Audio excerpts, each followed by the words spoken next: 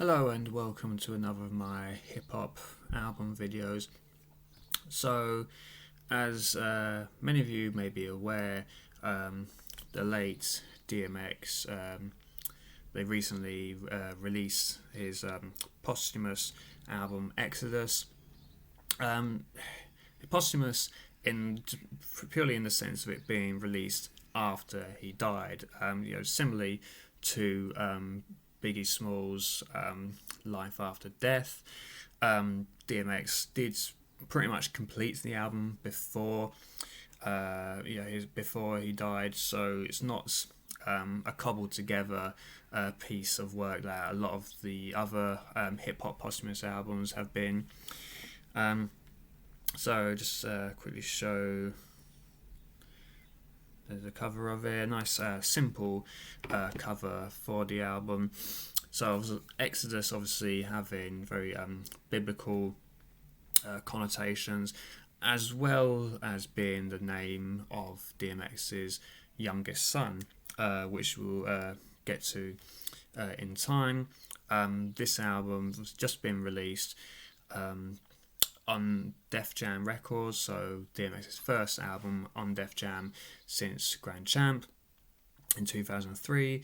So it'd be good to just go over it and have a little discussion about what I've been able to find out about it in terms of the making and that kind of thing, and how I feel it may rank against the rest of his work.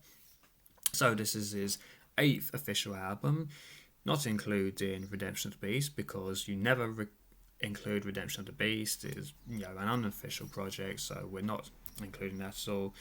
Again, the first album on Def Jam since Grand Champ, first official album released since 2012's Undisputed, primarily produced by Swiss Beats, DMX's longtime collaborator and close friend. A lot of it isn't produced by Swiss himself. There's other co-producers throughout the album, so only a few tracks are actually produced by Swiss on his own. There's producers like Arab Music appears a couple of times to help with the production, but Swiss, apart from like a couple of songs towards the end, I believe, again, I'm not just basing off what I've seen from the production notes on Wikipedia, Swiss produces the vast majority of the album, which is a fairly short project in comparison to a lot of DMX's other work. There's 10 actual songs on the album, so 13 tracks in total, 2 skits and a prayer. So yeah, a very short project, largely filled with guests, which has perhaps drawn a few detractors. But at this sort of stage, taking into account that DMX did recently pass away, but before then was obviously 50 years old, had a very productive career up until that point. I certainly feel that he could afford some more guest appearances at that stage in his career. He apparently said himself that he didn't mind having so many guests because it meant he only had to do one verse for every song, which made it a bit easier for him. And obviously, at this point, obviously DMX wasn't necessarily the strongest rapper that he was earlier in his career, so having a few more people to sort of fill the gaps a bit and hide some of DMX's weaker stuff. Kind of maybe not every collaboration was necessarily a successful one, but I don't think they hurt the album at all in the grand scheme of things. So again, we begin the album with That's My Dog, featuring longtime collaborators, The Lox. And I mean, talk about a great way to start the album. The Lox are still a strong lyricist as ever. All 4 of them, including DMX, obviously, together, riding over this very sort of haunting beats with some kind of like almost like marching drums over it as well. Swiss beats on the chorus. I guess, Swiss beats and Arab music collaborating together for this production. Yeah, very strong starts to the album. Then moving into another heavy collaboration with in terms of in the form of bath salts with Jay-Z and Nas. So this has got an interesting history behind it.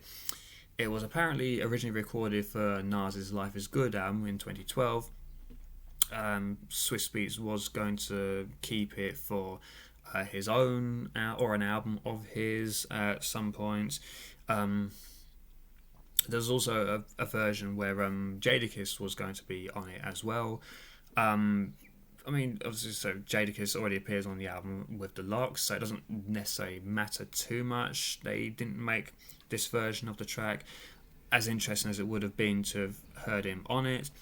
It still works as a collaboration with Jay-Z, Nas, and DMX, considering their intertwined histories together and their sort of legacy as three of the biggest names in terms of 90s, early 2000s New York hip hop. So this is a more of a kind of a luxurious track, as it were, particularly for Jay-Z and Nas' verses. DMX is a lot more hardcore with his verse, but again, it doesn't necessarily, the fact that Jay-Z and Nas' verses are a bit different doesn't necessarily detract from the overall track.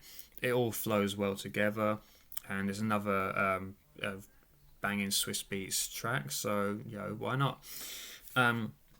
Then follows this up with Let the Dogs Out, or Dogs Out. Really, it should be Let the Dogs Out, so as not to confuse with the earlier track of the same name from the Grand Champ album. This is a collaboration with Lil Wayne, just doing that. Produced again with Swiss Beats and Arab music. So Lil Wayne's sort of an interesting collaboration, I feel. Wouldn't necessarily associate the two of them, but they did kind of come up in the game together, as it were. I mean, Rough Riders and Cash Money started around the same time, and they did tour together early on in their respective careers. So in that, from that aspect, it does kind of work. And Lil Wayne sounds fine on here, sort of bringing one of his stronger appearances. Some nice Dogg punchlines. Nice short back and forth between the pair of them. With quite a reasonably long ride out after the final chorus. It's long enough to put another verse on there, but it's sort of fine for what it is. This is followed up with Money, Money, Money, featuring Moneybagg Yo. His place was originally supposed to be taken by a Pop Smoke verse, but that verse apparently got used for something else. And so Moneybagg sort of added his verse, I guess, after DMX passed. So technically this is the only bit that's been added after his death, I believe.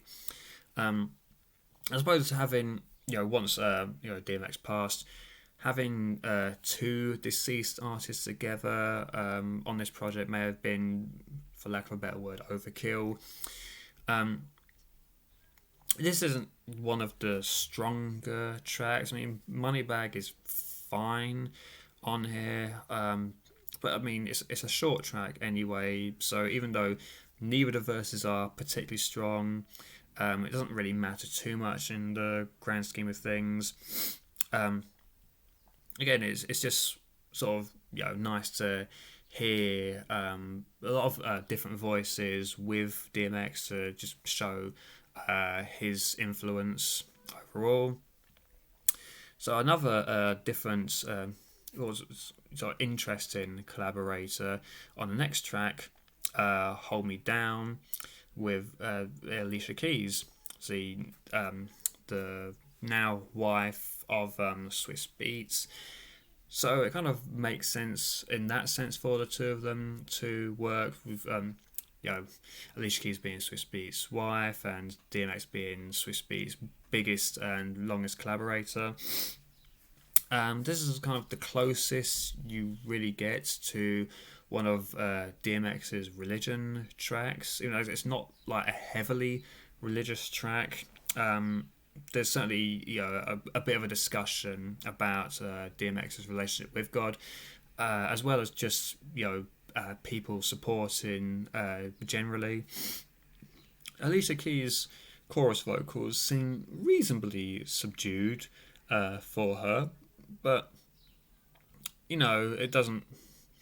It works for the album. It works for the track, and I suppose it didn't need to be too over powerful or anything like that.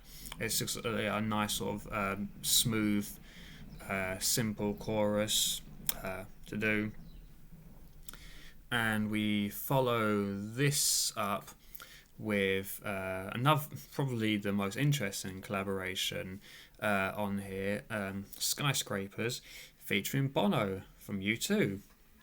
And this has quite a history as well. So apparently, again, the original version of this was recorded a long time, probably around 2012 sort of time as well, and was a Swiss Beats rap song.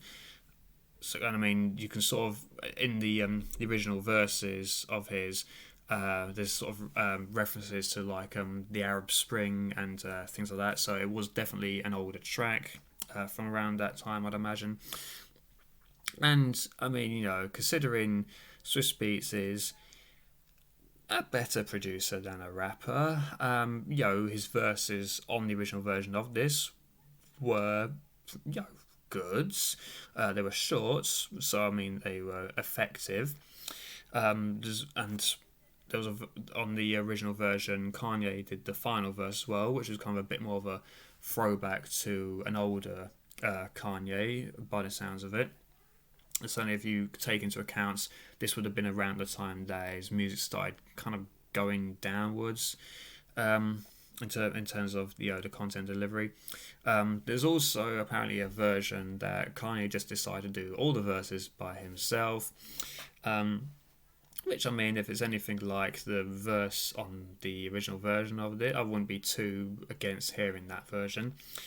If there was any sort of a remix version of this with the Swiss and Kanye verses added on, I wouldn't be completely against it. I've certainly been trepidatious about looking at this album for the fear that deluxe version is just going to randomly appear out of nowhere as soon as I've recorded a review for the album. Which, considering how short the album is, it wouldn't necessarily be too bad, I suppose, if there was a deluxe version of it. I guess it depends on what material X had recorded before his passing, and not just cobbling stuff together. Sidetracking slightly. So this version of the track just features DMX and Bono on the chorus. The verses are still fairly short, like they were on the original version. But again, DMX and Bono together, who'd have thought? It's a very uplifting track, or maybe one of the more mainstream sounding tracks on the album. It's co-produced by Jerry Duplessis, I believe is how you pronounce it. I've never been that certain about the pronunciation. Wyclef Jean's cousin, who's always been his go-to co-producer since working with the Fugees, and then later Wyclef Jean Productions. So it certainly has more of that kind of feel to it than a traditional DMX sound. again, this doesn't hurt the sound of the song at all. It's nice to hear DMX on something sounding a bit different. And I mean, one of the reasons apparently why DMX was very keen on recording this album was so he could have more recent hits, and this is certainly a good shout for a hit if they were to do anything with it. It's certainly it's certainly a good one to try and grab the radio with. So why not? A very, again, an uplifting sort of song. And Bono sounds cool. Sounds good on there. And his sort of the outro, Bono and DMX kind of so Bono has his kind of like outro hook, and DMX follows that afterwards. So they sound good together, is what I'm trying to say, in a bit of a roundabout way. Yeah. I like the song. I think it's one of the stronger tracks on the album overall. Even though if it could have been the production perhaps could have been a bit more anthemic. That certainly seems like the feel they were trying to go with it. But still, a good song overall. We follow this up with the Stick Up skits, which they stopped doing these kind of skits a bit of a while ago on DMX albums, and this is the reason why, because they're not generally that good. It's essentially a few of the Rough Riders guys, Cross, Infrared, and Ice Pick. Apparently, I could only hear two voices, but apparently it's three of them doing some sort of stick up at I don't know, a DMX party or something, because a Party Up is playing in the background. They tell everyone to all the men to go to the side and all the women to go to the other side, and it just doesn't really work, particularly with the ending, where I think like the very final line is it's along the lines of anyone with heart problems, just lean up against the back of the room. DMX died due to heart problems. Hindsight is a cruel mistress. This would certainly have been something I wouldn't have kept for the album. It just doesn't really add anything to it. That's the only reason I can think to have it on the album, is to try and get back to the old tradition of the skits of the Rough Riders, robbing people and attacking people and this kind of thing. But again, most of the skits just did not work, and this one really doesn't either. This is really the main downfall of the album, I'd say. And it's only a few, like about 40 seconds anyway, so it doesn't, you don't miss much by taking it off of the album. And I suppose it kind of also is a bit of a precursor to the following track, Hood Blues, which is one of the more aggressive sounding songs on the album. Was sort of a very like jazzy flute combined with quite a thumping, grimy track. It's a collaboration with Griselda, Westside Gunn, Conway, and Benny the Butcher. Again, not necessarily the strongest collaborators for the album, but I guess, as sort of like new hardcore New York artists, it kind of makes sense to have them working together. Westside Gunn particularly, who has the opening verse, he certainly has the weakest verse on the album, I feel. On the song, probably on the album as well. Maybe this is why his verse was put first, because the others are kind of stronger. Benny the Butcher's is a reasonable step up in terms of verse quality, and then Conway's is a bit up and down. I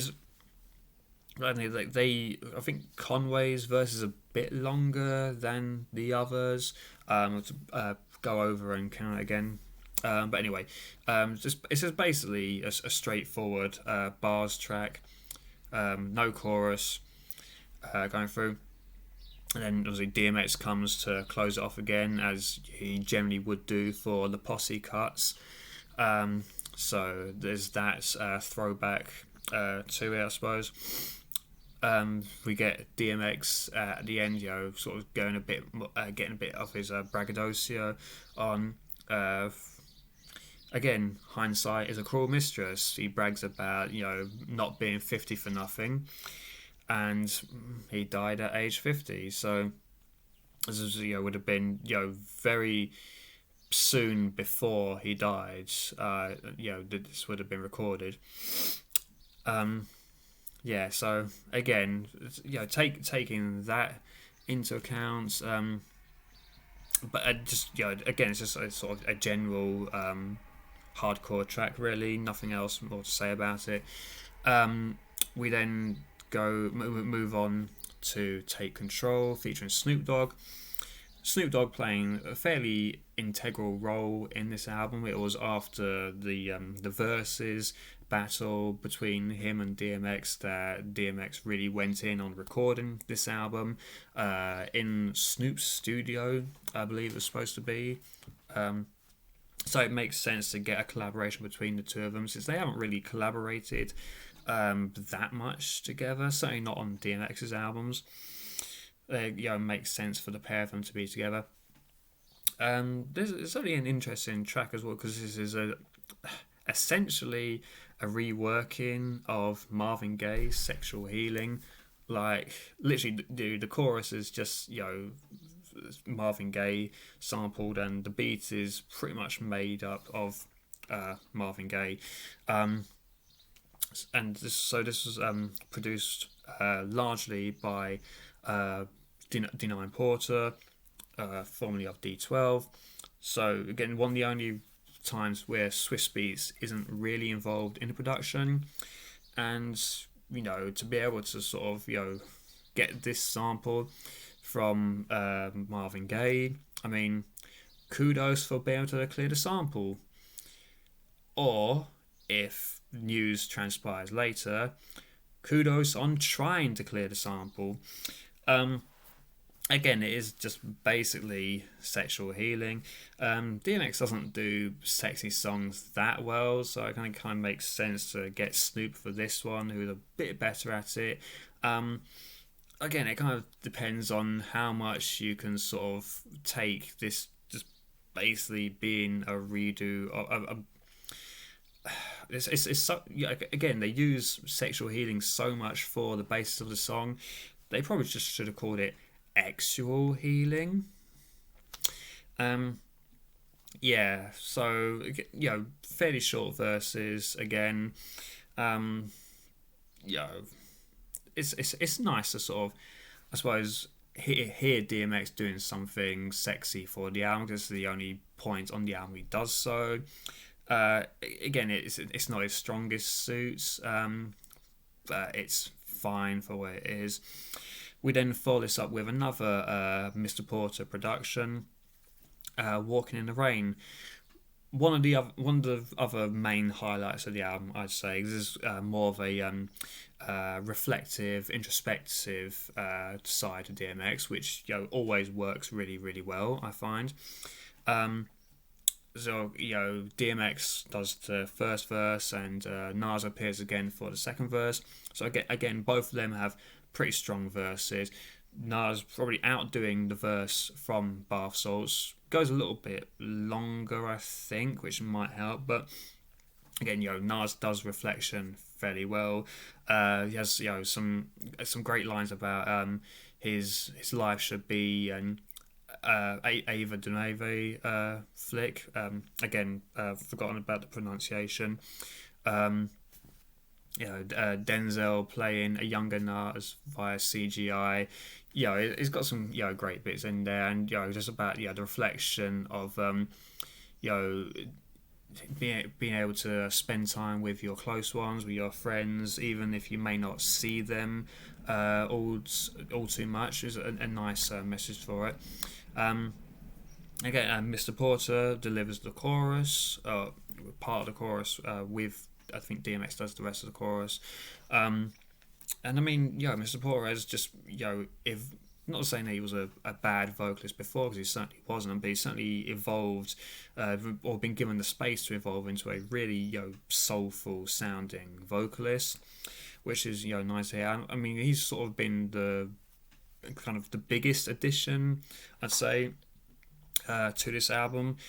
If there was, any more DMX Mr. Porter stuff, that was to come out, I would be very happy to hear it, because it's certainly been a great addition to the album, like I say.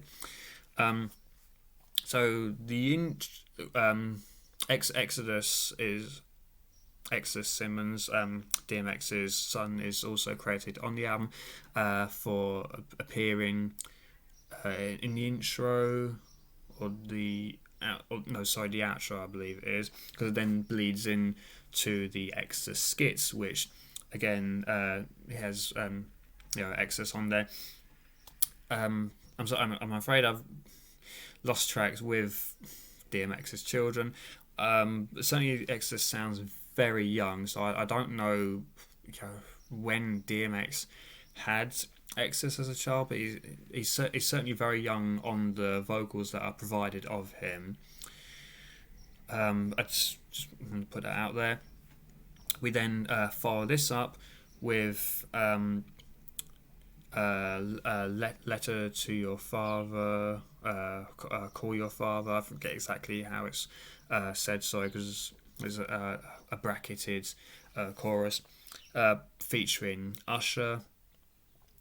And let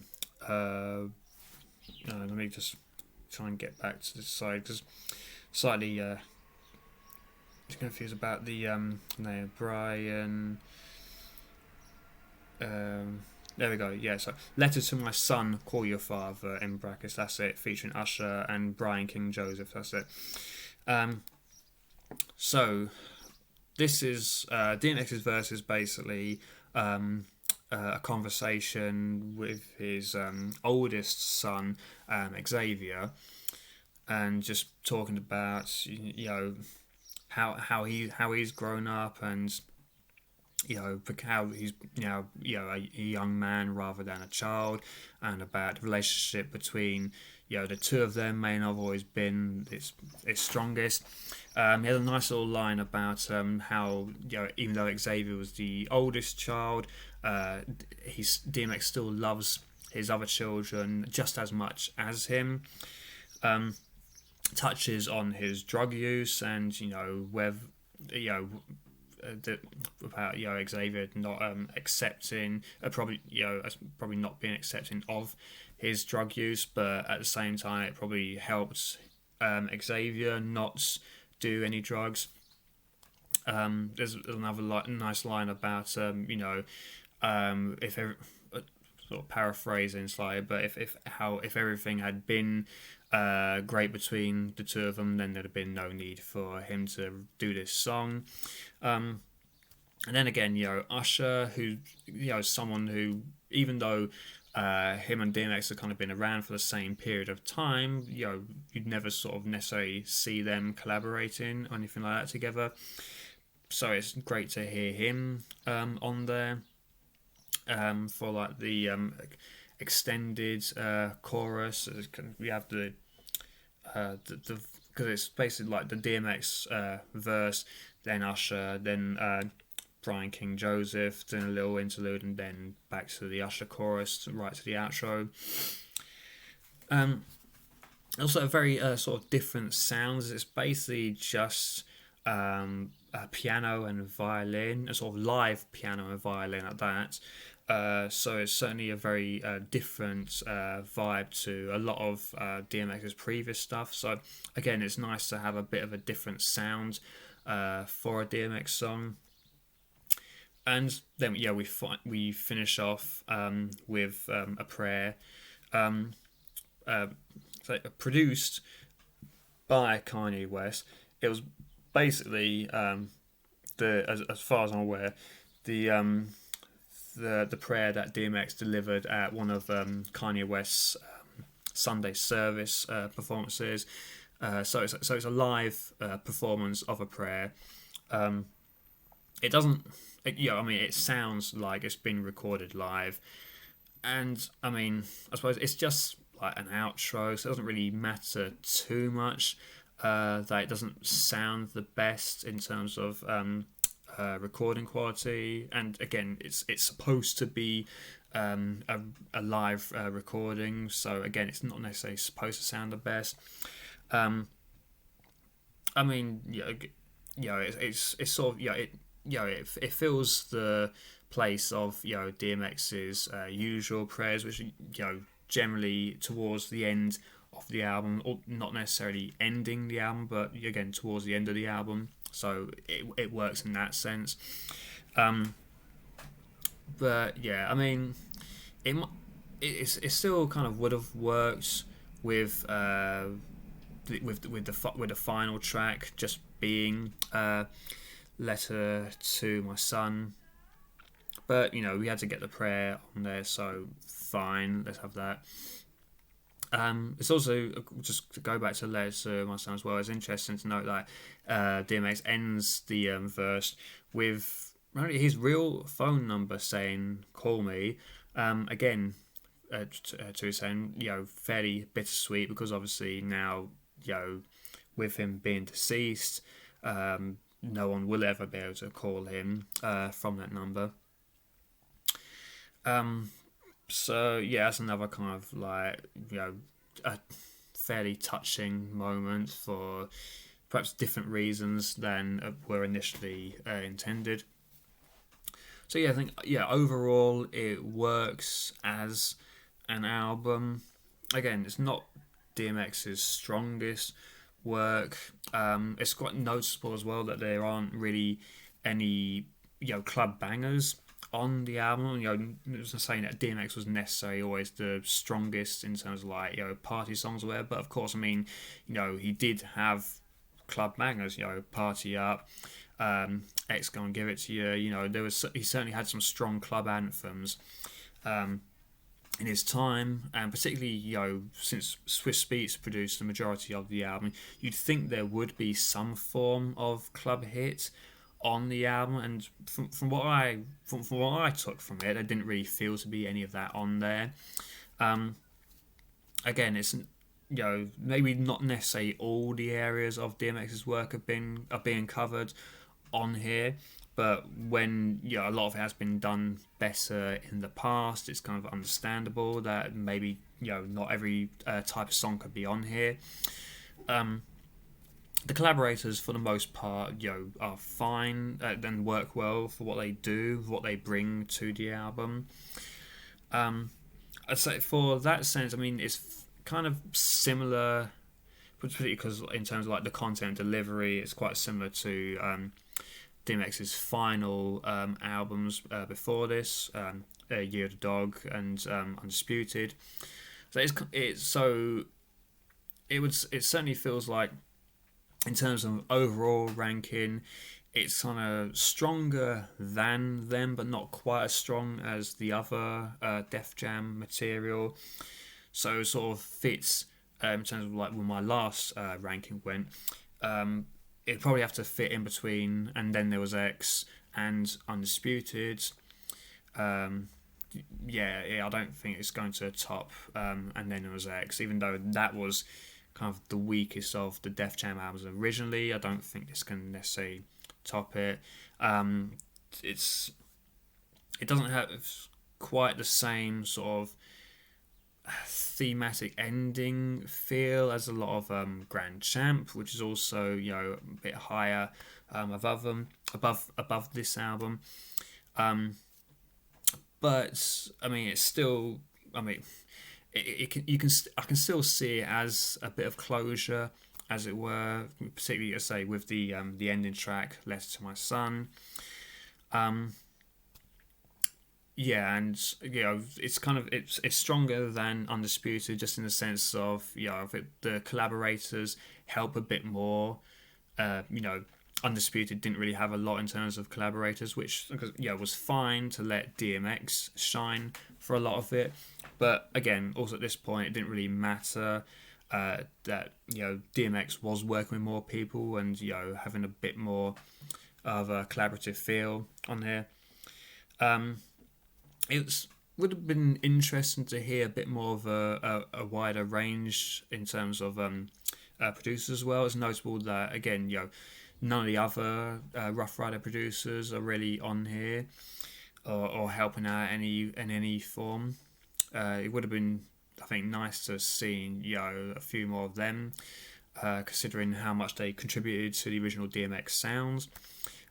But again, Swiss Beats a very close collaborator of him, so it's fine for him to take the majority of this production. And I say the Mr. Porter additions really help.